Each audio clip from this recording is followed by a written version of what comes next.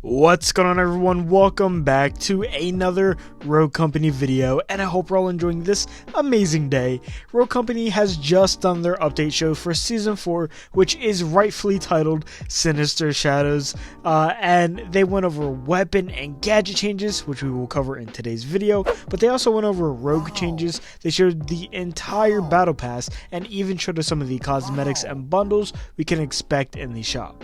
All of these will be covered in future videos very soon, but today I just wanted to focus our full attention on the weapons and gadgets. So without further ado, let's get right into it. Okay, quick note, not really related to weapons or gadgets. Rogue Company did say that they are working on matchmaking. They did not give specifics on how they're working on it, but it is apparent that they have been listening to our complaints and are working towards some type of fix or rework for Season 4. I know that isn't really related to the topic of today's video, but I did want to get that out there because I didn't know where to put it or which video to add it in, so there you go. Starting off with weapons, we do have some shotgun changes.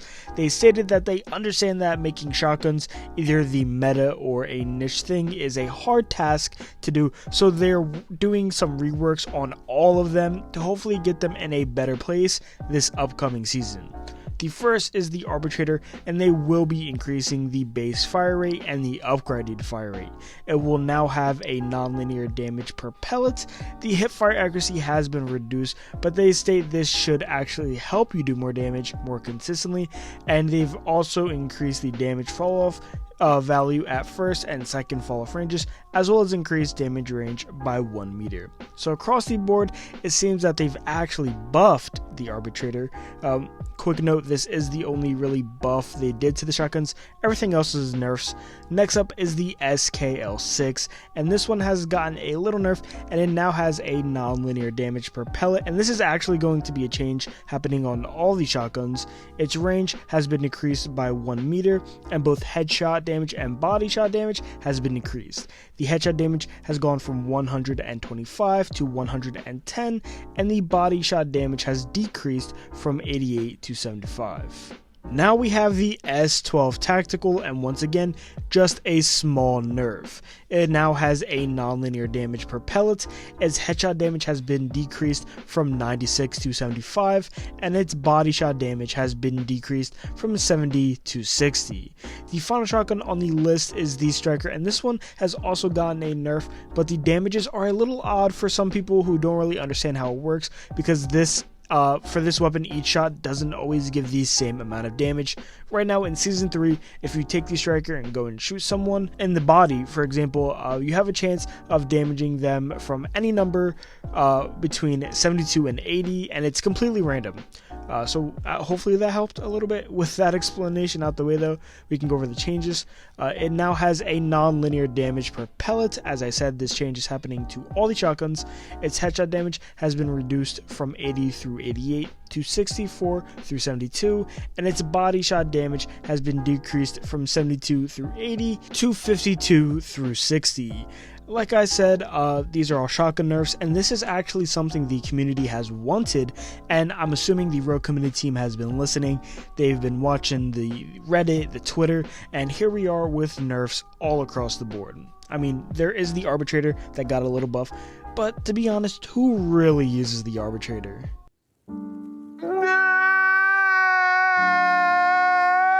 There's only a few more weapon changes after these shotguns, so it really does seem that they really wanted to crack down on those, and kudos to them for doing so. The next change is coming to the LR15 full body, and they have reverted the scope zoom to how it previously was before Canon's update due to popular demand. Here is what the scope looks like right now for her, and here is what it is going to return to in Season 4, and credit to this dude for the screenshot. This change is only temporary though. Sometime down the line, possibly in Season 4, they will be adding a toggle system where you can choose between using the old scope or the new scope. But Until then, they just want to please the masses, which means reverting it to the old scope while they work on that new toggle system. The next weapon change is the Devotion, which now has a base fire rate buff, and all upgrades for the weapon also have a buffed fire rate. They increase the fire rate because they understand the Devotion is a very hard weapon to use and to master, and missing those shots is super punishing with the Devotion. So by increasing the fire rate, they want to make sure that the weapon is available to more players who may be intimidated by using the weapon just because, like I said, it is a very hard weapon to use, and by increasing that fire rate, they will allow you to get more shots off, making it a little easier to use. The next DMR is the MXR, and that was a nice little rhyme there. I totally did not plan that. And this one, contrary to the Devotion, is actually getting a nerf. The max bloom, bloom per shot, and the bloom recovery time have all been decreased. The final weapon is the MLX Maul, which is only getting a very small nerf to its damage falloff, which has been decreased.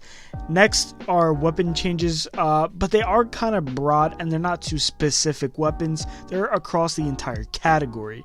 First is assault rifles, and all of them are getting a range reduction of 2 meters, and their max falloff damage range has been reduced by 2 meters. A similar change is happening to the SMG class, which is having a class-wide range reduction of 1 meter, and the max fall-off damage range has been reduced by 1 meter.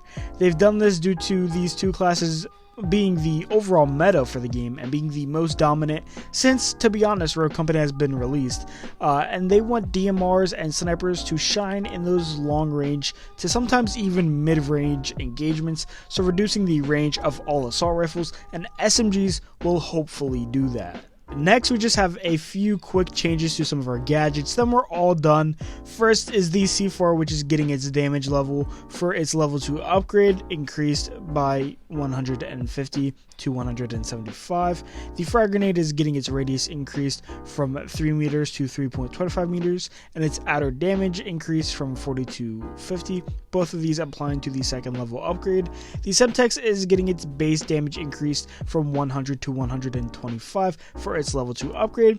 And finally, the APS's second upgrade will now increase the amount of projectiles it can destroy from 1 to 2. Those are all of the changes coming to our weapons and gadgets for the beginning of Season 4. In the future videos coming out for these next upcoming days, I will also be covering the entire Battle Pass, give information about buffs coming to a few of our rogues, and also cover some of the cosmetics and bundles coming out, so be sure to keep an eye out for those. That does wrap up this one though, so if you did enjoy the video or found it helpful or useful, help me out by leaving a like rating, hit that subscribe button for daily Rogue Company content. Comment down below your thoughts on some of the changes. Personally, I am glad that they're nerfing these shotguns.